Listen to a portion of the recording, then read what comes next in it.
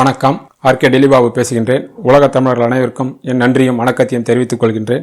நீங்கள் அளித்து வரும் மகத்தான ஆதரவுக்கு நன்றி.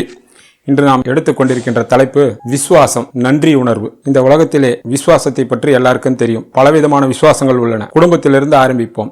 பிள்ளைகளிடத்தில் விசுவாசம். பெற்றவர்களுக்கு பிள்ளைகள் விசுவாசமாக இருக்கிறதா? முதலாளிக்கு தொழிலாளி விசுவாசமாக இருக்கின்றாரா?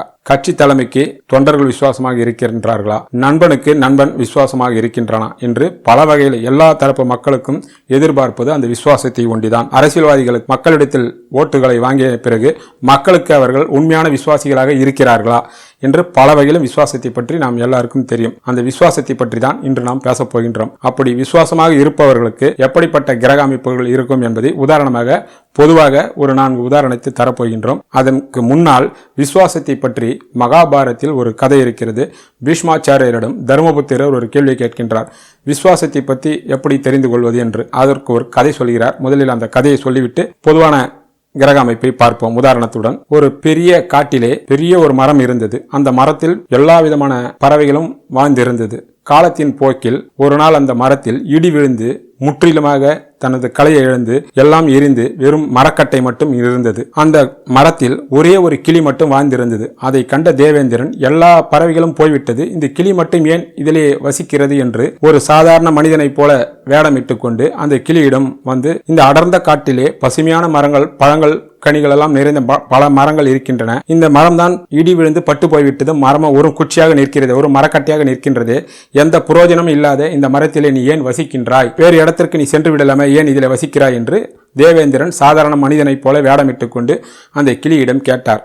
அதற்கு அந்த கிளி சொன்னது, நான் இந்த மரத்திலே தான் பிறந்தேன், வளர்ந்தேன். எனது முன்னோர்கள், தாய் தகப்பன் இங்கேதான் வளர்ந்தார்கள், பிறந்தார்கள். அதற்கு முன்னோர்களும் என்று நாங்கள் பரம்பரையாக இந்த மரத்திலே தான் பிறந்தோம், வளர்ந்தோம். எல்லா விதமான சுகங்களையும் எல்லா விதமான வசதிகளும் காய் கனிகளையும் நாங்கள் உண்டு இருந்தோம். மழை காலத்திலும் வெய்ய காலத்திலும் பனி காலத்திலும் வசதியாக இங்கேதான் நாங்கள் தங்கியிருந்தோம். ஏதோ காலத்தினுடைய சூழ்நிலையாக இந்த மரத்திற்கு ஒரு சோதனை வந்துவிட்டது என்ற காரணத்துக்காக இந்த மரத்தை விட்டு நான் போக மாட்டேன். எப்படி இந்த மரம் செழுமையாக இருந்தபொழுது நாங்கள் இதிலே இருந்தோமோ, இதுக்கு ஒரு சோதனை வந்தபொழுது இதை விட்டு நான் போகாமல் இதனுடைய தான் இருப்பேன் என்ற ஒரு விசுவாசத்துடன் நான் இந்த மரத்தை விட்டு செல்ல மாட்டேன்.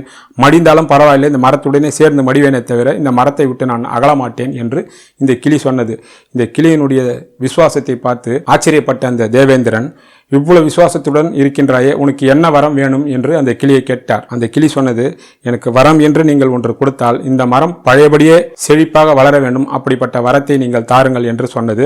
ஆனால் நீங்கள் வந்து சாதாரண மனிதர் அல்ல, தேவேந்திரன் என்பதையும் நான் அறிவேன் எனது தவசக்தியால் என்றும் அந்த கிளி சொன்னது. தேவேந்திரன் மகிழ்ச்சி அடைந்து அந்த கிளிக்கு காட்சி கொடுத்து, மரத்தை பழையபடியே நான் வர வைக்கிறேன் என்று அமிர்தத்தை மரத்தின் மேல் தெளித்தார். அந்த மரம் மீண்டும் பழையபடியே எல்லா விதமான சௌக்கியங்களோடு பச்சை பசேல் என்று காய் கனியோடு பிரமாதமாக வளர்ந்தது. அந்த கிளி அந்த தேவேந்திரனுக்கு நன்றியை சொன்னது. தர்மபுத்திரருக்கு பீஷ்மர் விசுவாசம் என்றால் இந்த கிளி போல் இருக்க வேண்டும் என்று இந்த கதையை சொல்லுகின்றார். இப்படிப்பட்ட விசுவாசம் தான் திட விசுவாசம். இந்த விசுவாசம் மனிதர்களிடத்தில் மட்டுமல்ல, மனிதன் தெய்வத்தை வணங்கும் பொழுது கூட திட விசுவாசத்தோடு இருக்க வேண்டும். சோதனை வந்தாலும் சரி, சாதனை வந்தாலும் சரி, வறுமை வந்தாலும் சரி, செழுமை வந்தாலும் சரி, ஒரே விசுவாசம், திட விசுவாசம். எந்த சூழ்நிலையிலும் அந்த பக்தியை விட்டுவிடக்கூடாது. மனிதர்களிடத்திலும் அப்படிதான்.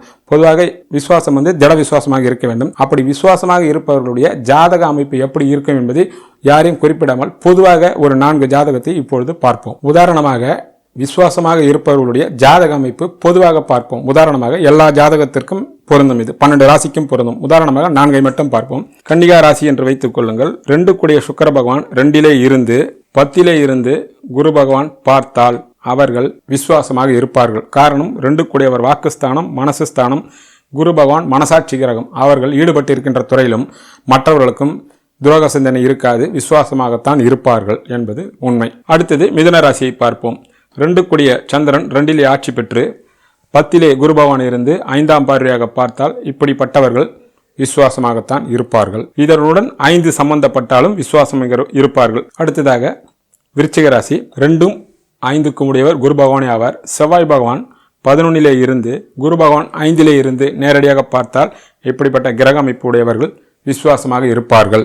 ரிஷபராசிக்காரர்கள் 2 கூடையவர் 2 இருந்து குரு பகவான் 8 இருந்து பார்த்தால் இவர்கள் விசுவாசமாக இருப்பார்கள். இப்படி 2ம் குரு பகவானும் 5ஆம் வீட்டு அதிபதியும் சம்பந்தப்பட்டால் அப்படிப்பட்ட மனிதர்கள் விசுவாசமாகத்தான் இருப்பார்கள். அவர்களுக்கு துரோக சிந்தனை மனதில் வராது என்பது அனுபவபூர்வமான உண்மையாகும். விசுவாசத்தை பற்றி இன்று நாம் பேசினோம். உதாரணமாக 4 ஜாதகத்தையும் பார்த்தோம்.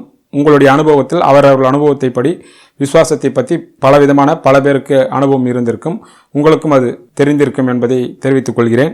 மனிதர்களிடத்தில் விசுவாசமாக இருந்தாலும் சரி, தெய்வத்தினிடம் விசுவாசமாக இருந்தாலும் சரி, திட விசுவாசத்தோடு கட்டாயம் என்றாவது ஒரு நாள் நிச்சயம் வெற்றி அடைவார்கள் என்பது அனுபவபூர்வமான உண்மை. நன்றி, வணக்கம்.